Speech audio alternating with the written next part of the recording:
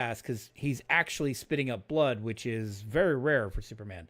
So I'll be curious as to what this is. If it's just Luthor hitting him with kryptonite, or if we've got a villain that can actually kick Superman's ass.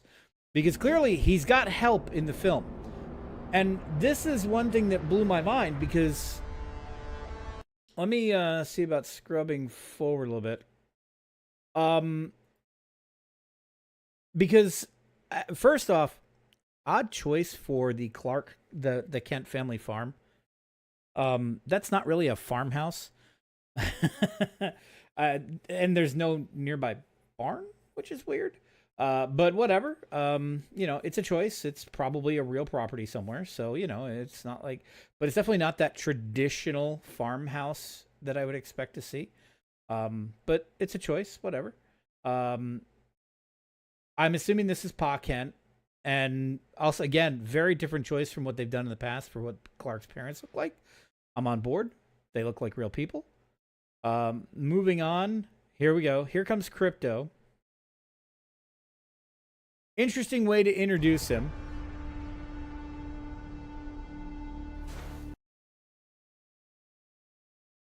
Obviously, CGI dog, right? I mean, obvious. That was one of the things with the OG Christopher Reeve. He slouched as Clark Kent. Ah, I see. Interesting point, Twig. Okay. Okay. I guess I can see that. Okay. That would be a detail that I had missed all these years then. So I like it. All right. So Krypto actually looks pretty good. Like, I'm sure he's CGI, because why wouldn't he be? It'd be easier than working with a real dog. Take me home. And yeah, I've never been a fan of the character of Krypto at all, you know? And so I'm not overly enthused about seeing Krypto in live action, but that intro seemed like a good intro for him. I don't know what's going on in these scenes to really comment on them, but this scene's important right here. Coming up, you're going to see a guy blast a green blast, right? I was so conditioned that I thought it was a villain coming to attack him. I assumed it was Metallo shooting a kryptonite beam, right? Because I was so conditioned that there's no way in hell we were ever going to see a Green Lantern on screen again. But goddamn, if that is not Guy Gardner right there, the Green Lantern. Now let's check that a little bit right there. That is a Green Lantern ring. And the only non-dark-haired Lantern I know of is Guy Gardner. So it's got to be him. With Hawkgirl walking behind him. And I like the look of Hawkgirl a lot. I think that is a fantastic look for live action. Look at that. That looks so close to the Justice League cartoons and just looks slick. I hope that her voice is as kick-ass as the choices they made in the Justice League Unlimited cartoon, because Hawkgirl in that series was one of my favorite characters, because she just felt so good when she was on screen. Yeah, well, she's right here. And she looks badass. Like, the outfit looks great. The wings are solid. I'm not sure what that monster is that they're fighting. And then I love that there's this little moment while this big thing is outside shooting everything with laser beams. And Clark and, and Lois are having a moment. Okay, sure. I don't know what the robot is. I'm not sure. Let me go back. I don't know what this is. It's in the Fortress of Solitude, though, so I'm not sure who that's supposed to be. If it's supposed to be one of the Guardian bots or something. But like, after the Green Lantern movie, I was sure we were never going to see a Green Lantern again. And there's your Lex Luthor. Seems fine. We'll see how he actually is. But the other one that surprised me is right here. That's Mr. Terrific. That is not a major character. Like, he, even in the animated stuff, he was never, you know, never really the central point. He was always the guy running things in the background. It's interesting to see him in a more upfront position. And notice who's missing from this movie. There's no Wonder Woman. There's no Batman. There's no Aquaman. There's no Flash. They decided to pick characters that we've not seen on screen in the movies before. And it helps with the clean start, right? Because this is clearly going to be building a new DC universe of movies. So I'm real curious to see how this goes. But thus far, the costumes are fantastic. And I am absolutely looking forward to this. I don't know who the soldiers are. I'm assuming they're Luthor Corp, but I don't know. But like this whole thing, I'm on board. I have not been this excited for a DC movie in so long. Will I go to the theater to see it though? I have no idea yet. We'll see. I might. I right now I'm honestly at the I might stage because it looks that good. We'll see how more comes out and see where that goes. With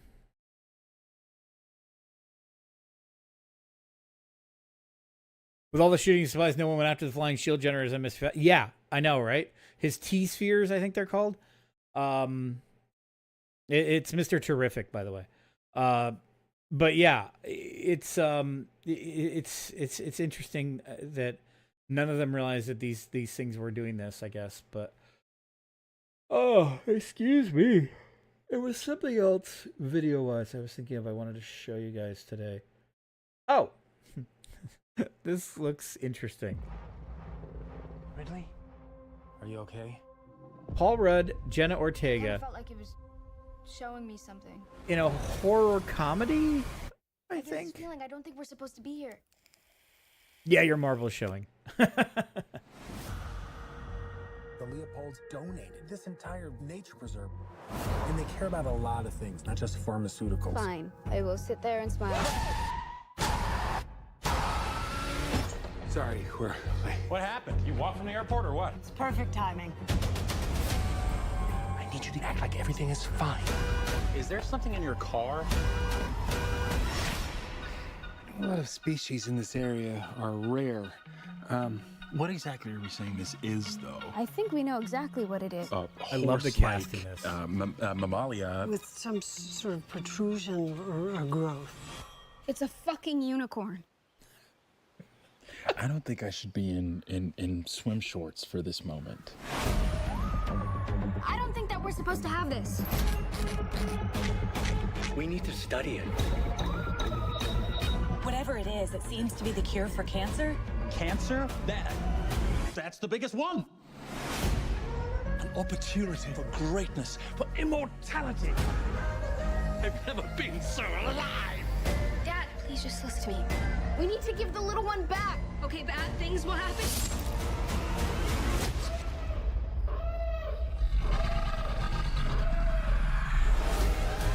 There are two of them? They're gonna kill us. I'll do whatever I have to take care of you. You'd retreat in the face of opportunity. That horn was rather girthsome.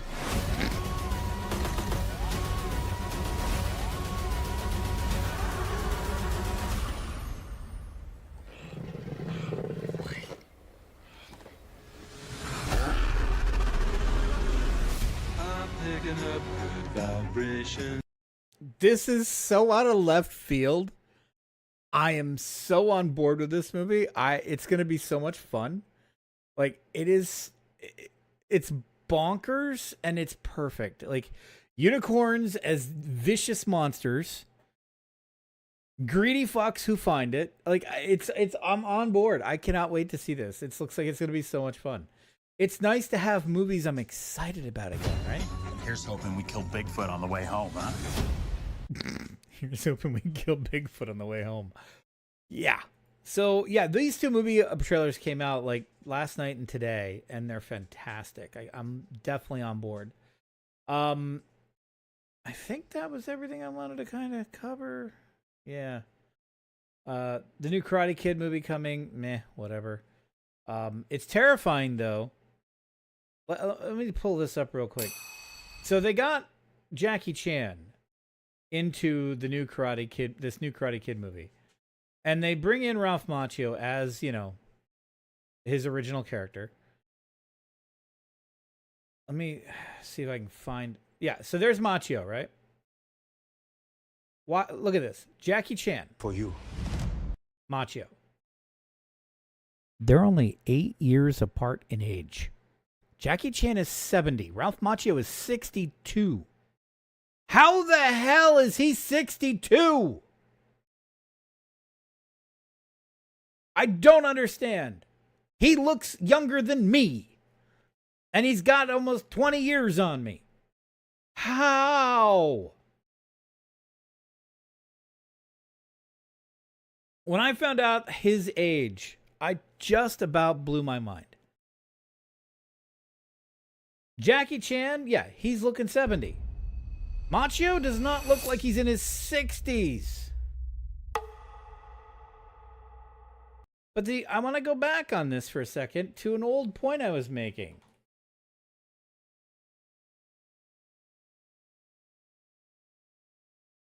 In the 80s,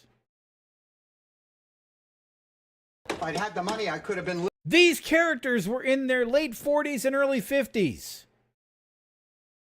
Now, this would be 80s.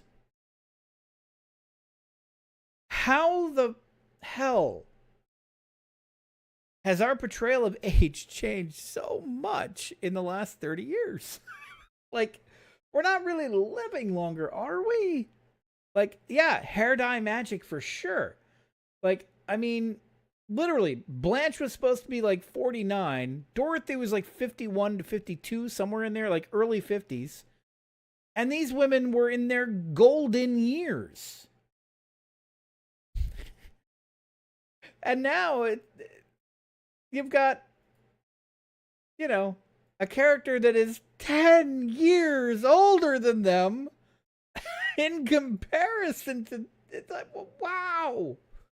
Like, it is amazing the difference. These guys got screwed. Oh, well, yeah, she was in every episode. I mean, honestly, there was good things about almost every episode of Golden Girls. What was interesting is I went back fairly recently and watched the original first season of Golden Girls. Did you know there was a gay housekeeper character in the first couple episodes that they dropped? I was surprised to find that out. That in the early 80s, they had an obviously gay character in the first few episodes. I was genuinely shocked.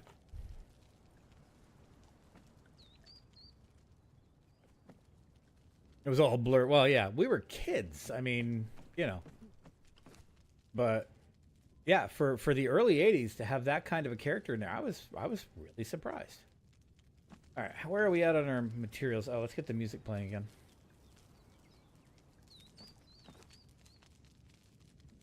All right, so we're doing pretty good on brick. We're gonna need a lot more, but... All right, leather is pretty much done already. All right.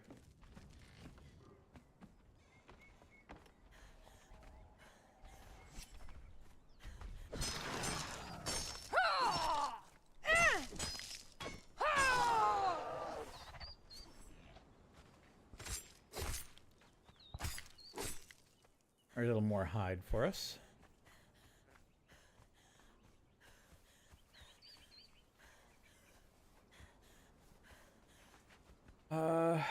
Where are we anyway?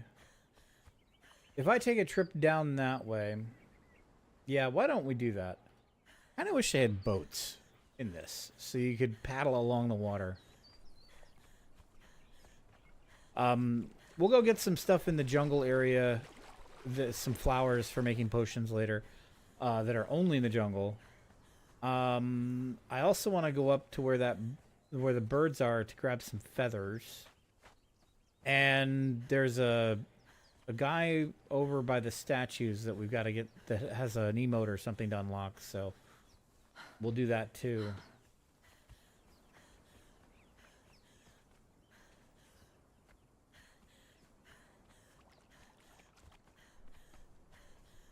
You didn't watch the Golden Girls? Mom did not like B. Arthur for some reason. No clue why. Interesting.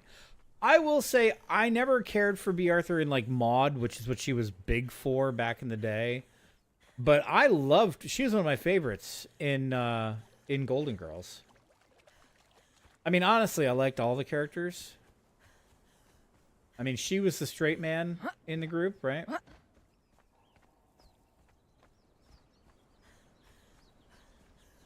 What I found interesting was originally Betty White wanted to play Blanche. She actually originally auditioned for the role of Blanche. That was her preference.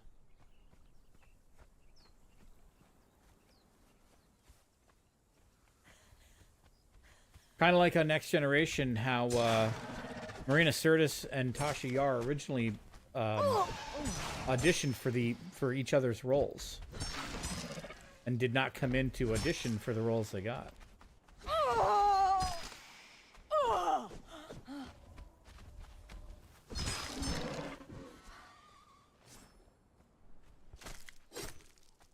It's always interesting to think about the what could have been with some of these shows, man.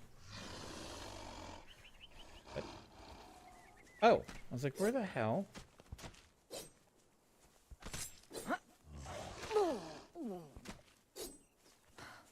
Oh, it would help if I was on the right tool.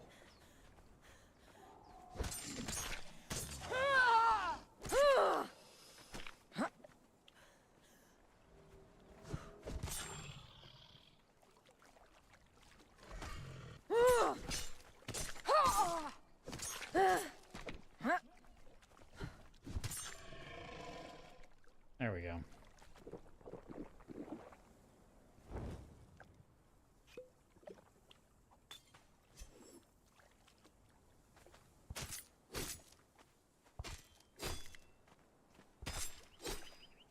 I'm actually gonna drop like most of this, but you get experience for harvesting it, so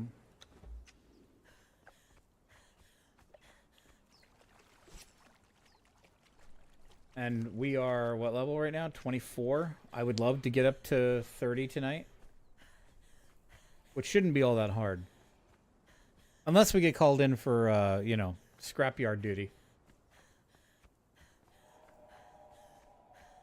Yeah, I don't think we grabbed from this guy early on. Another new one, eh? Yeah. I could smell it on. In the beginning, there were only bracelets. You can't remove them. Saw one fool cut his arm clean off trying to get rid of it. He bled to death right there in the sand. Nasty business. Okay. Leave it on. Well, I got the email. Start to hear the voices soon.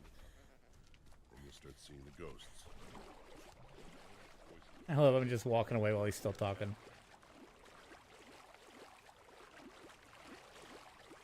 These rabbits are huge. I love it.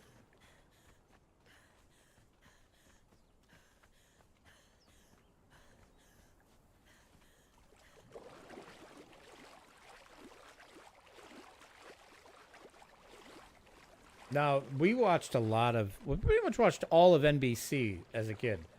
Like, you know, Cosby, Golden Girls, Night Court especially. We didn't watch, like, the TGIF stuff. We didn't watch any of ABC, really. And we would watch, like... We would switch over to CBS for some things like Matlock. Murder, She Wrote, my parents watched. Of course, we always watched A-Team and Knight Rider and Airwolf. Airwolf was big in our house.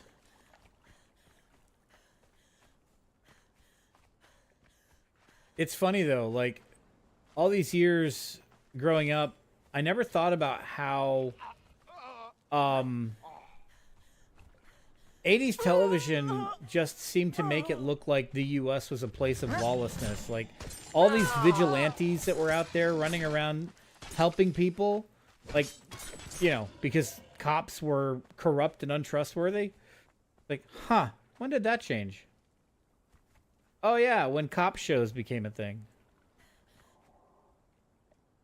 You only got that channel if the wind was out of the right direction. Yeah, see, we got cable pretty early on. We got lucky there.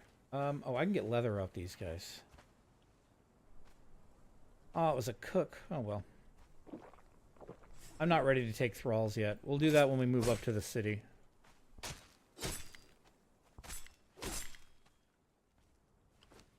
We'll drop the flesh. I am an acolyte Yogg. I could eat it, but I'm not going to.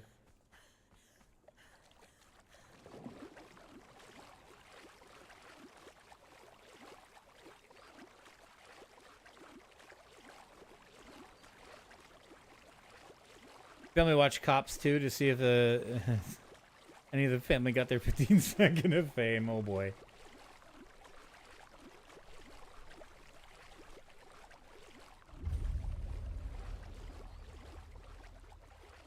You had a great aunt that was a repeat star on Cops? Oh wow. Okay, that's kind of fucked up.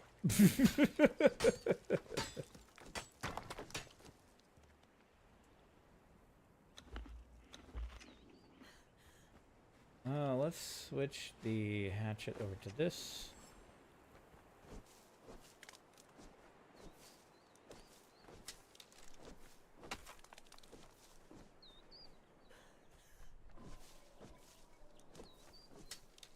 What I'm going to get is the purple flowers that we need to make the gas to knock guys out, which we will use when we start taking thralls up in the city.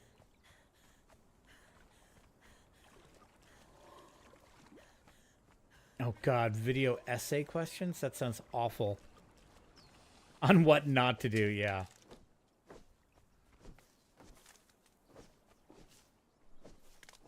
Oh, gator.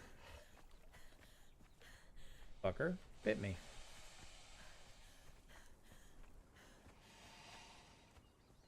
Okay, we're just gonna keep moving.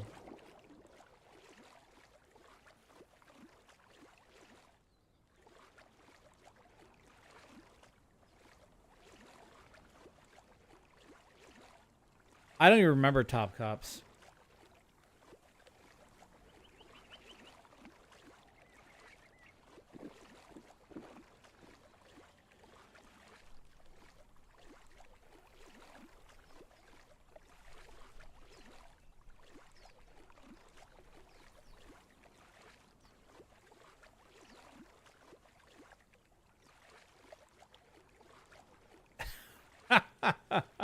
That's awesome.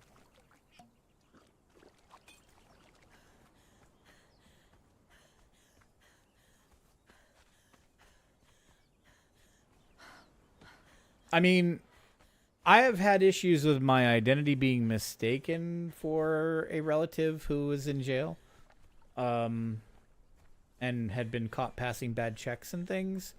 A debt collector once tried to come after me for something my cousin was doing. Had passed a bad check at Walmart. I'm like, you got the wrong one? Like, we're pretty sure we don't. I'm like, no, I'm pretty sure you do. I live 4.5 hours from that location. Have not been there in months. And they're like, oh. I'm like, yeah. My number. Check where it's coming from. Like, oh. I'm like, yeah. You've got my 3-day younger cousin who happens to have the same name and used to grow up across the street from me.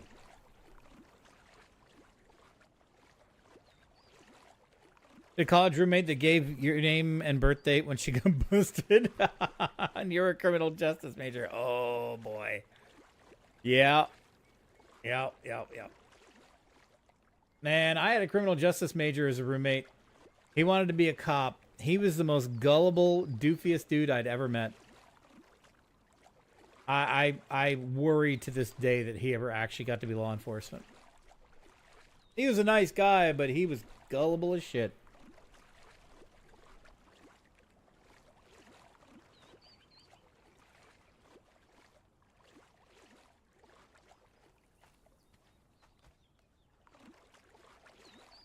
All right. Where are we? They've added a lot more iron down here than there used to be. Like, there's a ton of it right up there. Granted, there's a settlement there, too, but that stuff never used to be there when I was back in the early days.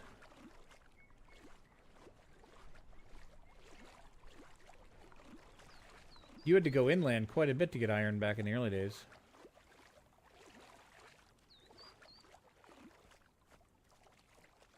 Yeah, like, look at this. All this iron right here that's easy to get. That's not an insignificant little spot.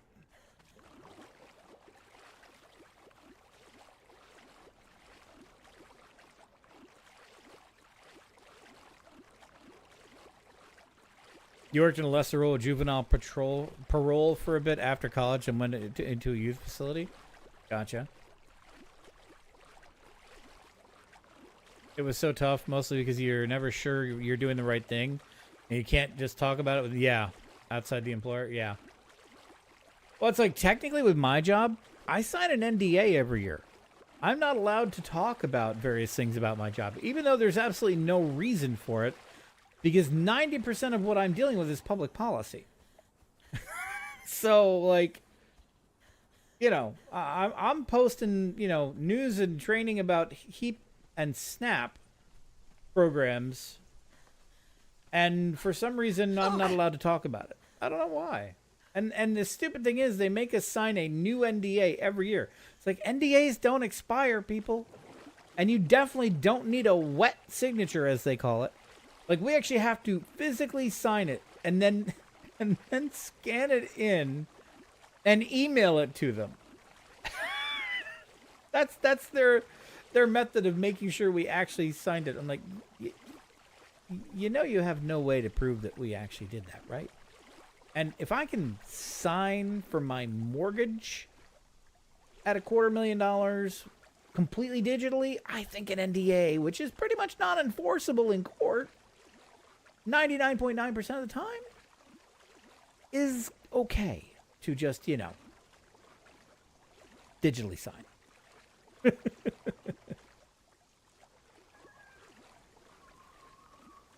Like, I get why NDAs are there, and they are useful.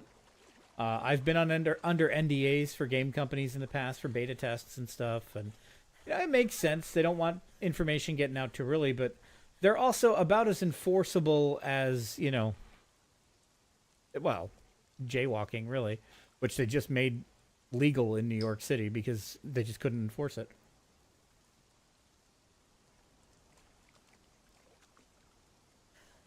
Right, I am looking for a very specific spot, which I should be coming up on very shortly.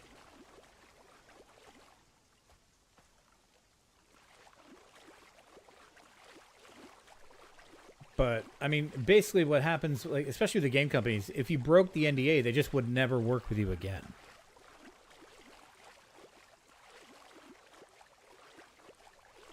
Yeah, non-compete but no NDA. And even non-competes are generally unenforceable, too, if you were to take it to court. There are very few judges who would side with an employer over somebody trying to get a job.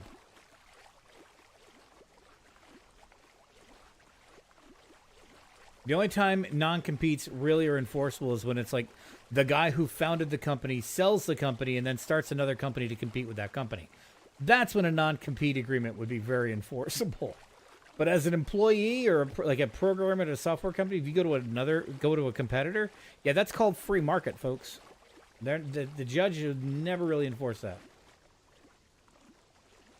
The problem is, if you break one of those agreements, it gets around the industry, and then you have a black mark on you, and they're like, no, we can't trust that guy. That's really the problem with it.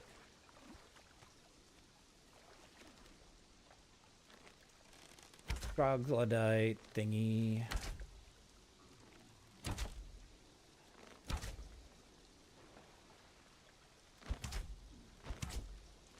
Would you just walk a straight line? Thanks.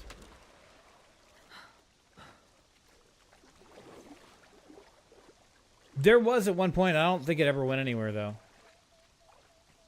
Because, you know, special interests would have really poo-pooed that. Alright, what I want... Ooh, excuse me, are the purple flowers that are back here. Holy shit. That is a lot of these dudes. Oh my god.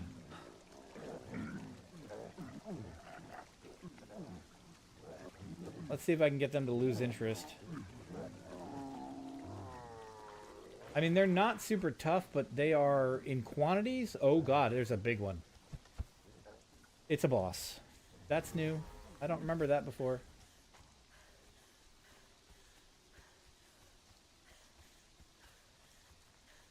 Please tell me he left. He's still coming. Alright, there's the flower I want.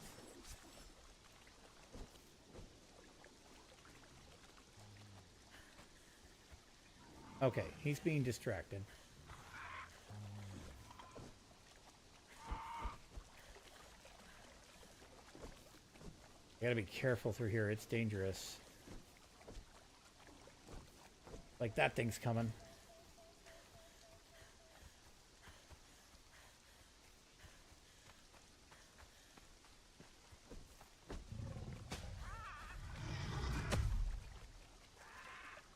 Oh shit. 180 flowers is a good start. Let's get the hell out of here.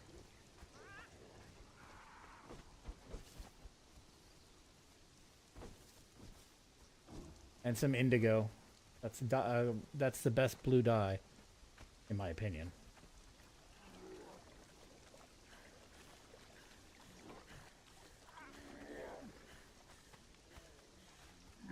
All right, we got what we need. Let's get the hell out of here.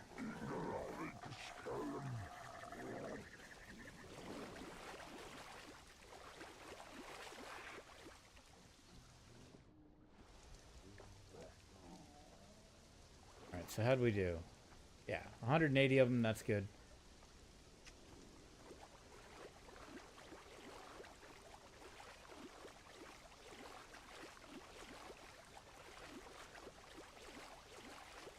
Oh, and on the